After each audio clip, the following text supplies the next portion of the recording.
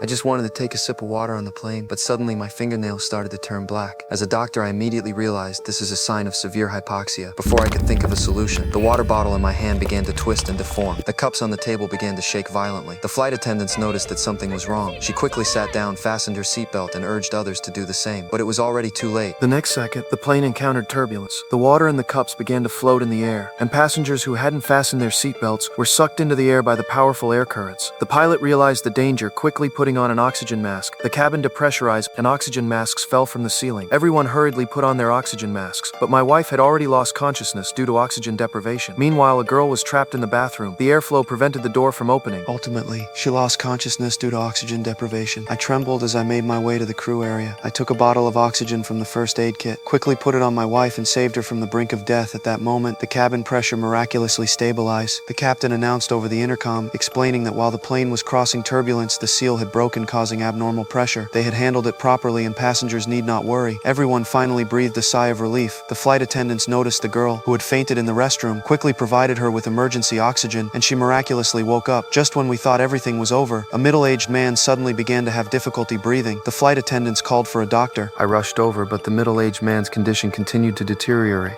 He began scratching his throat with his fingers. No one knew what he was doing. Suddenly, blood spurted from his mouth. He began convulsing like a zombie. Soon he stopped struggling until he was placed on the ground. A middle-aged man had stopped breathing when the captain immediately reported to ground control that a passenger had died on board. The crew moved the body to business class and covered it with a blanket. Shortly after, a young man sneaked into the economy class area. He saw the deceased's gold watch and tried to steal it, but he didn't leave immediately. Instead, he pulled out his phone, took photos of the body, and began mocking it. At that moment, the deceased's head suddenly turned, and the body stood up.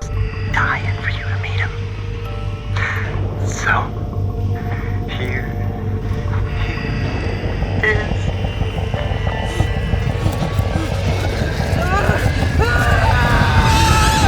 And the flight attendants also noticed something was wrong. A fighter jet appeared outside the window, back in the cockpit. The signal was growing weaker, and they could no longer contact ground control, most terrifyingly. When the flight attendants returned to the economy class area, they found the body had vanished without a trace.